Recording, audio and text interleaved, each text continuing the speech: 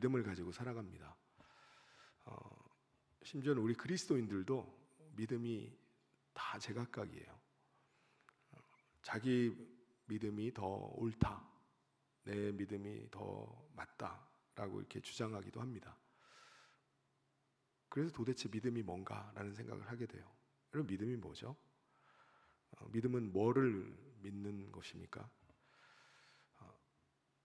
많은 믿음의 사람들이 성경에 나오는데 그 중에 하나님께서 정말 인정한 믿음의 사람이 있습니다. 누구죠? 바로 아브라함이에요. 아브라함은 하나님께서 그의 믿음을 인정하셔서 그가 하나님의 예비하신 그 나라에 들어올 수 있는 자격을 그에게 주셨습니다. 아브라함 때 어떤 일이 있었죠? 하나님께서 대홍수로 이 세상을 멸망시키고 나서 300년이 되지 않아서 인간들이 또다시 하나님을 망각하고 하나님을 떠나가기 시작합니다. 죄 가운데 살아가요. 그때 하나님께서 계획하신 것이 이 세상을 다시 멸망시키는 겁니다. 완전히 멸망시키고 다시 새롭게 창조하시는 겁니다. 그래서 완전히 새로운 하늘과 새로운 땅으로 새 창조를 하시고 이 세상에 속해 있는 것들은 세상과 함께 다 멸하고 새 하늘과 새 땅에 속할 것들로 새롭게 창조하시는 거예요. 우리 인간도 마찬가지입니다. 세상에 속한 자들은 다 멸망할 수밖에 없어요. 그런데 하나님께서는 우리를 긍휼히 여기셔서 하나님께 속한 자들은 하나님의 새 하늘과 새 땅에 들어가기를 원하셨습니다. 그래서 하나님께서 하신 방법은 하나님의 그 나라로 초대하는 것입니다. 그래서 새 하늘과 새 땅에 들어갈 자들을 부르셨는데 그 부르심에 유일하게 순종한 자가 누구죠? 바로 아브라함이라는 사람입니다. 아브라함은 하나님께서 인도하시는 새 하늘과 새 땅, 그 하나님의 나라에 들어가길 원했습니다. 그래서 그는 믿음으로 하나님을 따라 나선 거예요. 자기 아내 그리고 아버지, 자기 조카를 데리고 떠나갔습니다. 나이가 75세에 자기 고향 친척 떠나는 게 쉬운 일이 아니죠. 너무 무모한 일입니다. 더군다나 하나님께서 초대하신 그 하나님의 나라가 어딘지도 몰라요. 지금 이 땅에 있는 나라가 아닙니다. 하나님의 나라는 어느 곳에 가시적으로 지금 있는 나라가 아니에요. 그는 어디에 하나님 나라가 있는지도 몰라요. 그럼에도 불구하고 아브라함은 하나님의 인도하심을 믿고 따라 나선 겁니다. 믿음으로 그 길을 간 거예요. 하나님께서 아브라함에게 약속하신 이 나라는요, 지금 눈에 보이는 나라가 아닙니다. 이 세상이 멸망하고 난 다음에 하나님께서 창조하실 나라예요. 그러니까 보이는 나라가 아닙니다. 그래서 보이지 않는 나라이기 때문에 뭐라고 표현하죠? 하늘나라라고 이렇게 표현을 합니다. 이 땅에 존재하고 있는 나라가 아니에요. 하나님은 아브라함의 가지고 있는 그 믿음을 정말 귀하게 여기시고 아브라함에게 약속을 주십니다. 너의 자손들도 그 나라에 들어올 수 있게 하겠다. 어떤 자손들이죠? 너와 같은 믿음을 가진 자. 약속의 자손을 보내주시는데 그를 믿는 모든 자들이 다 하나님의 나라에 들어올 수 있게 하셨습니다. 그러니까 약속의 자손을 믿는 자마다 하나님의 나라에 들어올 수 있는 아브라함의 믿음의 자손이 되는 겁니다. 그들에게 하나님 나라에 들어올 수 있는 길을 열어주신 거예요. 그래서 아브라함이 가진 믿음을 가진 자손들은요, 모두 다 믿음의 자손이에요. 혈통적으로 아브라함의 자손이 아니더라도 그 믿음을 가지고 있으면 아브라함의 믿음의 자손입니다. 오늘 우리가 아브라함의 혈통적인 자손은 아니라 할지라도 아브라함의 믿음을 가졌기 때문에 저와 여러분은 아브라함의 믿음의 자손입니다. 우리도 아브라함과 같이 하나님께서 약속하신 그 새 하늘과 새 땅을 바라보고 그 나라에 들어갈 것을 믿는 믿음으로 사는 거예요. 아니, 아브라함은 장차 임하실 약속의 자손을 믿는 믿음으로 살았어요. 그리고 그 자손을 통해서 새 하늘과 새 땅에 들어갈 것을 믿는 믿음으로 살았습니다. 근데 오늘 저와 여러분은 어떻죠? 이미 약속의 자손이 오셨어요. 그래서 성령님을 통해서 약속의 자손이 우리 안에 임하심으로 우리는 하나님의 나라가 우리 가운데 임한 게 된 겁니다. 우리는 우리 안에 임하신 약속의 자손과 함께 살아가고요. 그리고 하나님의 장차 임할 하나님의 나라에 속한 자로 우리가 살아가는 것입니다. 얼마나 놀라운 은혜입니까? 아브라함은요, 하나님이 약속하신 그 나라에 들어가기를 간절히 원했습니다. 분명히 하나님이 예비하신 나라가 있다. 내가 가시적으로 보이진 않지만 하나님이 약속하셨기 때문에 그 나라가 있음을 믿고 믿음으로 살았어요. 그 나라를 바라보면서 이 세상을 나그네처럼 사는 거예요. 왜 나그네로 살죠? 아직 그 나라가 임하지 않았기 때문에 언제라도 하나님이 부르시면은 그 나라에 들어갈 것을 원하는 마음으로 그냥 나그네로 사는 거예요. 집이 없어요. 하나님이 오라고 하시면 또 어디로 옮겨야 될지 몰라요. 그래서 장막 가운데 살아갑니다. 나그네로 살지만 분명히 하나님이 예비하신 그 나라가 임할 때 내가 그 나라에 들어간다. 그 믿음으로 살았던 것입니다. 아브라함의 믿음을 가진 자들도 똑같은 믿음을 가진 거예요. 아브라함의 믿음의 자손들도요, 약속의 자손이 오실 때 그분을 통해서 하나님 나라에 내가 들어갈 것이다 라는 믿음을 가지고 살았어요. 그게 구약 백성들입니다. 오늘 우리는 어떻죠? 약속의 자손 예수님께서 오셨기 때문에 약속의 자손을 통해서 우리 안에 하나님의 나라가 임하게 된 거예요. 우리는 지금 하나님 나라 백성으로 살아갑니다. 물론 가시적으로 하나님의 나라가 이곳에 임한 게 아니에요. 아직 이 세상에 멸망하지 않았잖아요. 그런데 오늘 우리는 그리스도께서 우리 안에 임하심으로 말미암아 그의 나라 백성으로 살아가는 겁니다. 천년 왕국의 그 백성으로, 왕 같은 제사장으로 우리가 살아가는 것입니다. 아브라함의 약속의 자손은 누구죠? 바로 하나님의 아들 예수님이십니다. 하나님의 아들이 어떻게 피조물의 형상을 입고 이 땅에 임하십니까? 하나님께서는요, 아브라함에게 약속을 지키신 하나님이심을 그에게 분명하게 보여주십니다. 당시에 아브라함의 나이가 100세고 아내 사라가 90세였잖아요. 임신 자체가 불가능합니다. 그런데 하나님께서는 약속의 자손을 너에게 보내주겠다라고 하신 대로 아내 사라가 90세 임신을 합니다. 그래서 이삭을 낳게 돼요. 그래서 아브라함의 자손들도 이삭을 통해서 태어난 모든 자손들이 다 그 믿음을 가지고 사는 거예요. 약속의 자손이 오신다. 사라를 통해서 하나님께서 우리를 이 땅에 태어나게 하신 것처럼 약속의 자손을 보내주시고 그 약속의 자손을 통해서 우리가 하나님의 나라에 들어간다. 그 믿음으로 사는 겁니다. 그리고 마침내 어떻게 됐죠? 창조주 하나님께서는 성령님을 통해서 처녀 마리아가 잉태하게 되고 마리아를 통해서 예수님께서 하나님의 아들이 이 땅에 육체를 입고 임하신 것입니다. 약속대로 행하셨어요. 그런데 어느 날 아브라함이 100세에 낳은 아들 이삭을 하나님이 제물로 바치라는 명령을 내리시죠. 아브라함의 입장에서는 정말 날벼락 같은 소리예요. 아니, 하나밖에 없는 아들 이삭이 죽으면은 그러면 약속의 자손은 어떻게 옵니까? 하나님의 약속은 어떻게 됩니까? 말도 안 되는 거잖아요. 근데 놀랍게도 다음 날 바로 이른 아침에 짐을 꾸려서 자기 아들 이삭을 제물로 바치기 위해서 모리아 산으로 가서 제물로 바치려고 합니다. 그게 오늘 17절 말씀이에요. 아브라함이 시험을 받을 때 믿음으로 이삭을 드렸으니 하나님께서 그를 시험하신 겁니다. 근데 그는 믿음으로 바쳤어요. 그는 약속들을 받은 자로 돼 그 외아들을 드렸느니라. 하나님께서는요, 하나님의 약속은 약속의 자손을 이삭을 통해서 주신다는 거예요. 그럼 이삭을 지금 바치라고 하지만 하나님의 약속을 하나님이 스스로 깨버리는 거잖아요.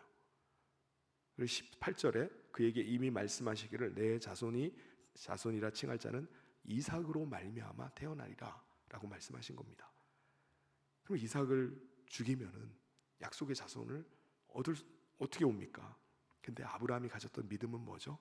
놀랍게도요, 약속하신 하나님은 약속의 자손을 보내주신다는 거예요. 어떻게 해요? 이삭을 죽이더라도 하나님께서 다시 이삭을 살려주실 거다 그게 그의 믿음이었어요. 놀랍죠? 약속의 자손을 믿는 믿음 가운데 있었기 때문에 아브라함은 하나님을 믿었던 겁니다. 이게 이삭 아브라함의 믿음이었어요.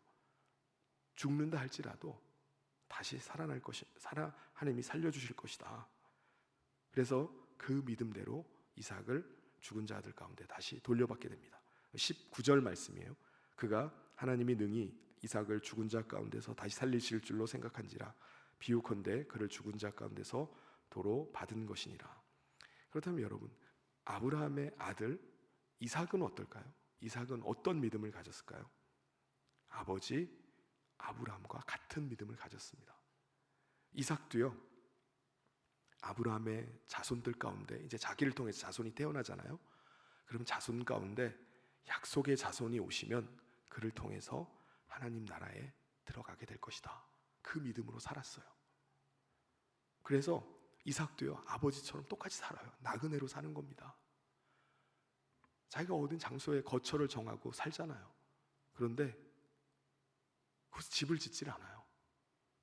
그냥 장막에 사는 겁니다. 나그네로 살아가요.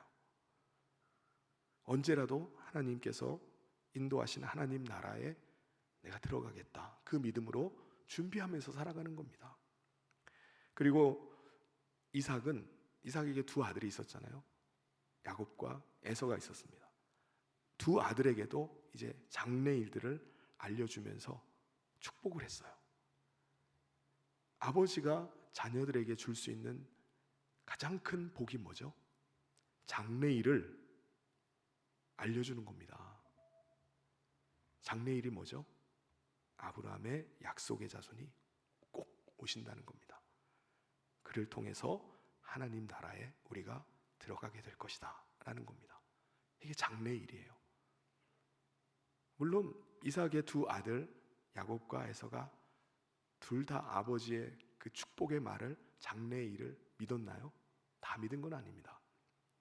어쨌든 아버지로서 자식에게 해줄 수 있는 가장 축복의 말, 장래의 일을 얘기해 주는 거예요.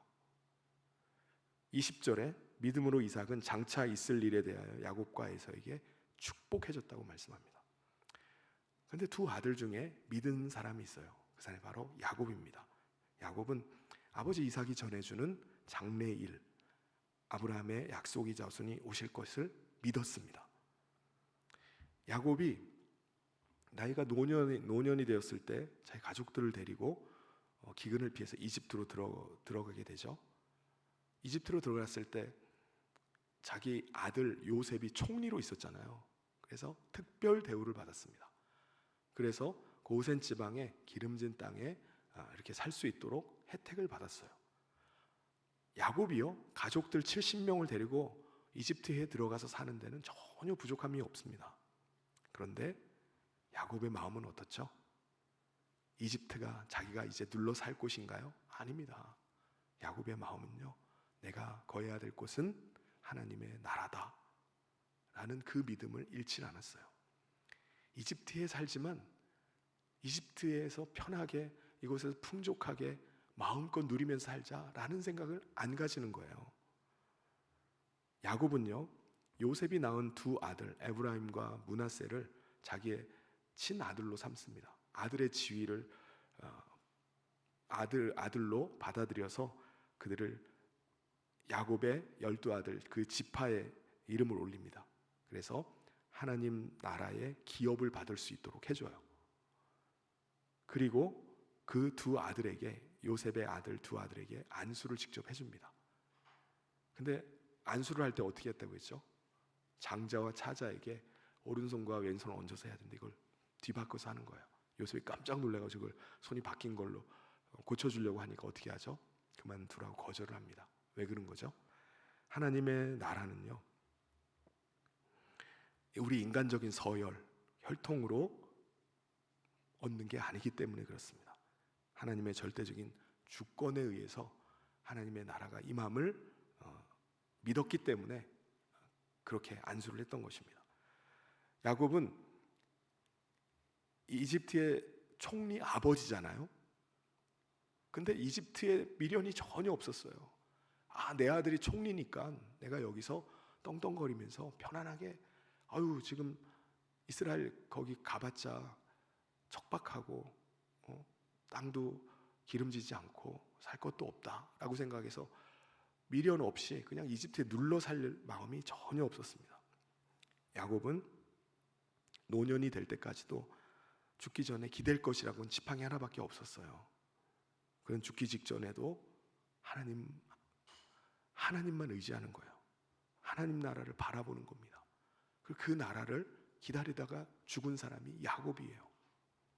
21절에 보면 믿음으로 야곱은 죽을 때에 요셉의 각 아들에게 축복하고 그 지팡이 머리에 의지해서 경배했다고 말씀합니다. 그러면은 야곱의 아들 요셉은 어떨까요? 요셉은 애굽의 총리잖아요. 요셉도 아버지 야곱이 전해준 그 믿음으로 살았어요. 현재는 자기가 총리이기 때문에 총리로서 일을 해야 돼요. 이 땅에 거주를 해야 됩니다. 그런데 죽고 나면 어떻게 되죠? 총리이기 때문에 총리에 걸맞는 장례를 치르게 될 겁니다. 그에게 큰 무덤이 부여가 되고 그 무덤에 안장이 될 거예요. 그런데 요셉은요, 그가 가지고 있던 믿음은 아브라함의 약속의 자손을 통해서 하나님의 나라에 들어가는 겁니다. 그래서 그가 죽은 후에라도 하나님 나라에 들어가길 원했어요. 그래서 그가 자손들에게 요구를 합니다. 야곱의 후손들은 분명히 이 이집트를 떠나서 약속의 땅으로 들어가게 될 텐데, 왜냐하면 이곳이 이집트가 하나님의 나라가 아니기 때문이에요. 그래서 하나님의 나라에 반드시 들어갈 때에 내 유골을 꼭 챙겨서 가달라고 부탁을 합니다. 내 유골만이라도 그 하나님 나라에 상징적으로 들어가고 싶다는 거예요. 22절에 믿음으로 요셉은 임종시에 이스라엘 자손들이 떠날 것을 말하고 또 자기 뼈를 위하여 명하였다고 말씀합니다. 유골을 챙겨달라는 거예요. 그래서 실제로 출애굽할 때 그 야곱의 후손들이 요셉의 뼈를 모았던 것을 단지를 가지고 세겜 땅으로 가서 그곳에 묻습니다.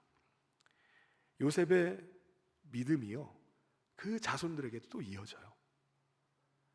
요셉의 믿음은요, 특별히 레위 지파 자손에게 이어집니다.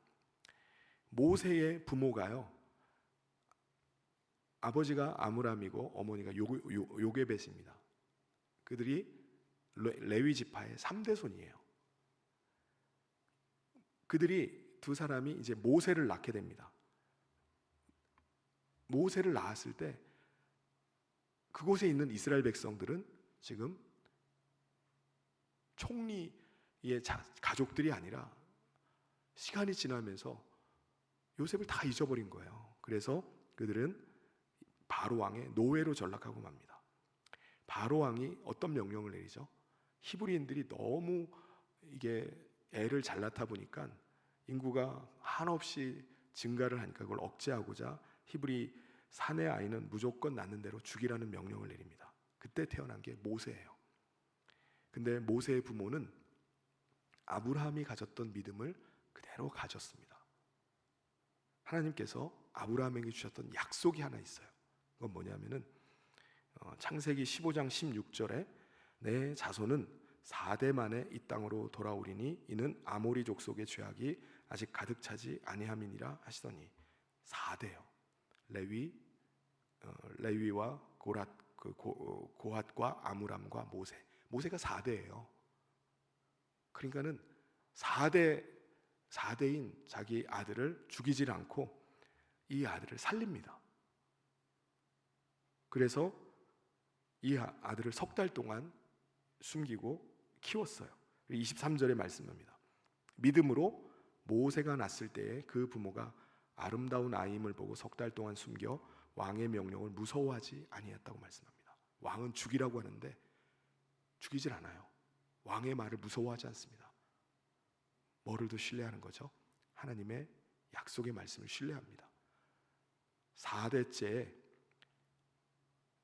4대 만에 약속의 땅으로 나오게 되리라 라는 그 말을 믿은 거예요. 놀라운 믿음이에요. 그들은 하나님의 약속을 더 믿었기 때문에 이 믿음이 있으니까는 바로 왕의 명령이 무섭질 않은 거예요. 하나도 겁나지 않아요. 그들이 거할 곳은 이집트가 아니었기 때문입니다. 우리는 4대째 하나님께서 하나님의 약속의 땅으로 돌아오게 하겠다라고 말씀하셨기 때문에 우리가 거할 곳은 하나님의 나라다, 우리의 왕은 하나님이시다라는 그 믿음을 가지고 있었던 것입니다. 오늘 우리도 이 땅을 살아가면서 여러 가지 이 세상 가운데 살면서 여러 가지 두려움을 느낄 때도 있고 염려 가운데 눈치를 볼 때가 있습니다. 그런데 우리가 붙잡아야 될 게 뭐죠? 하나님의 약속의 말씀입니다. 하나님께서 오늘 우리 가운데 하나님의 아들을 보내주셔서 왕이신 그분을 모시고 살아가는 거예요. 우리는 하나님 나라의 백성으로 서가는 것입니다. 가시적으로 하나님의 나라가 이 땅에 임하진 않았지만은 우리 안에 왕이 임하심으로 우리는 왕의 백성으로 사는 거예요. 그 담대함이 우리 가운데 있어야 됩니다. 우리 가운데 세상을 두려워하고 눈치 보고 염려하고 사는 것이 아니라 왕이신 주님이 나와 함께 하심을 믿는 믿음 가운데 서가는 거예요. 그래서 왕의 명령을 무서워하지 아니하였다라는 것처럼 오늘 우리가 세상을 두려워할 것이 아니라 하나님을 경외하고 하나님을 두려워해야 되는 것입니다. 석 달이 되었을 때 그 아들이 너무 커져서 갈대상자에 실어서 나일강에 흘려보내죠. 그 갈대상자가 바로왕의 공주에 발견되어서 왕궁에 들어가서 모세는 왕자로 이제 자라나가게 됩니다. 그럼 모세는 어떻게 됐을까요?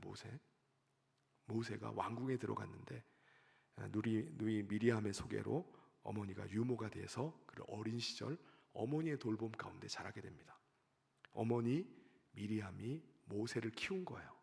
그러면 어머니 미리암이 가졌던 어머니 요게벳이 가졌던 믿음이 아들 모세에게 전해진 겁니다. 이게 가지고 있던 믿음이 아브라함의 믿음이에요. 너는 아브라함의 믿음의 자손이 돼야 된다. 약속의 자손이 분명히 오실 것이다. 그리고 그를 통해서 하나님의 나라가 임하고 우리가 그 나라에 들어가게 될 것이다. 그 믿음을 아브라함도 가진 겁니다. 모세도 가진 거예요.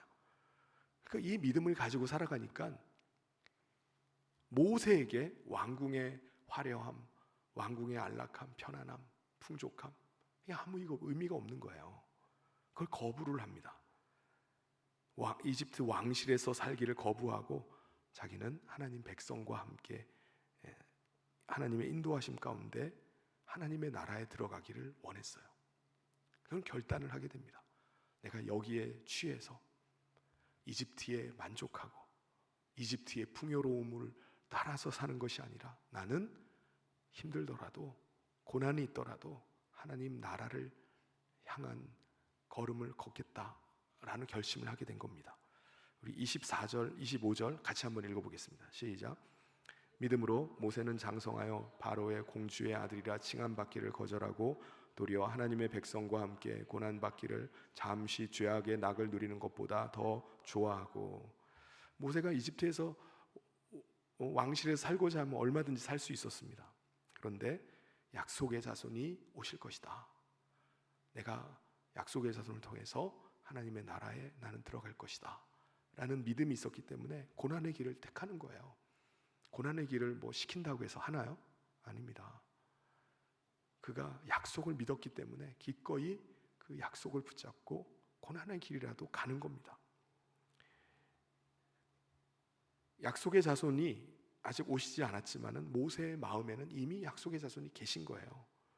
그는 약속의 자손이 오실 약속의 자손을 믿는 믿음으로 살았던 겁니다. 장차 임하실 약속의 자손이 오시면 그를 나를 칭찬하실 거야. 나에게 상을 베푸실 거야. 그 믿음으로 살았던 겁니다. 그리고 그 약속의 자손과 함께 하나님 나라에 들어갈 것을 믿는 믿음으로 사는 겁니다. 그래서 뭐라고 말씀하죠? 이집트의 보화보다 그리스도를 위해 받는 수모를 더 귀한 것으로 여겼다라고 말씀합니다. 우리 26절 또 같이 한번 읽어보도록 하겠습니다. 시작. 그리스도를 위하여 받는 수모를 애굽의 모든 보화보다 더 큰 재물로 여겼으니 이는 상 주심을 바라봄이라. 아멘. 이집트 바로 왕은 집요하게 이스라엘 백성들을 못 나가게 합니다. 200만이 되는 노예가 한꺼번에 빠져나가면 나라 경제가 어떻게 돌아갑니까? 산업이 어떻게 돌아가요? 근데 이스라엘 백성들은 막상 나가려고 하지만 어디로 가야 될지 몰라요. 하나님의 나라가 어디인지 몰라요. 그럼에도 불구하고 모세는요, 하나님이 우리를 약속의 땅으로 하나님의 나라로 인도하실 것을 믿는 믿음으로 나아갔습니다. 200만이나 된 사람을 자기가 이끌고 가는데 목적지를 몰라요. 어디로 갈지 몰라요. 그냥 믿음으로 가는 겁니다. 하나님은 보이지 않지만 모세의 마음 가운데 임하셔서 그를 인도해 가기 시작하십니다.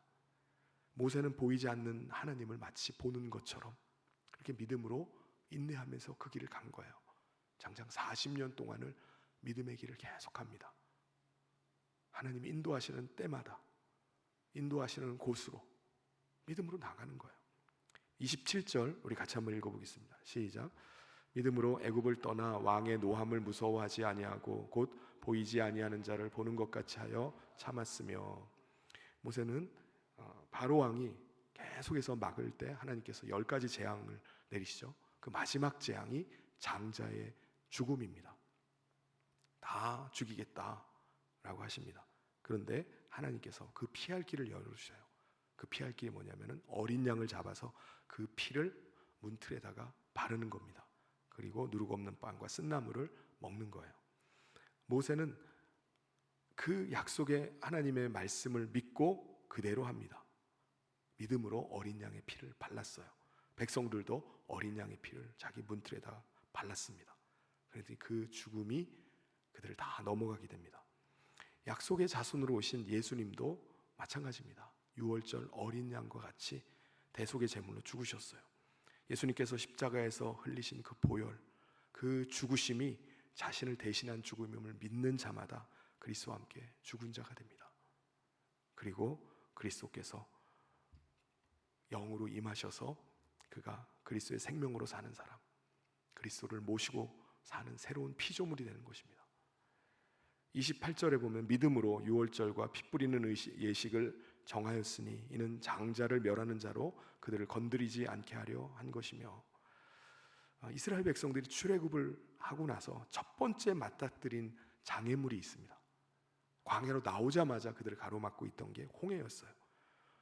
홍해가 딱 가로막는 겁니다. 아니, 하나님이 인도하시면은 길이 탄탄대로가 열려야 된다고 생각하는데 그렇지가 않은 거예요. 아니, 시작부터 난관에 부딪힙니다. 이거를 계속 가야 되나? 돌아가야 항복해야 되나?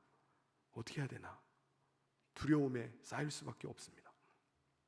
그런데 홍해가 가로막고 있다 할지라도 지금까지 인도하신 하나님이 홍해 앞까지 우리를 인도하셨다면 홍해도 건널 것을 그들은 믿었어요.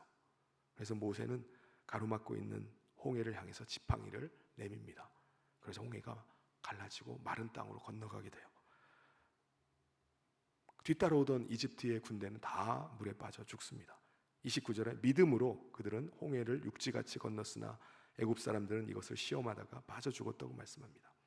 가나안 땅에 이제 들어가서 그 땅을 정복해야 됩니다. 근데 가나안 땅에 어마어마한 규모의 성이 버티고 있어요. 바로 여리고라는 성입니다. 그 성의 규모에 압도당해서 완전히 다 기가 죽을 수밖에 없는 상황에 모세와 백성들은 하나님, 지금까지 인도하신 하나님, 우리에게 하나님의 나라를 예비하시고 우리를 그곳에 들어가게 하신 하나님을 믿는 믿음으로 7일 동안을 여리고성을 돌기 시작합니다. 왜요?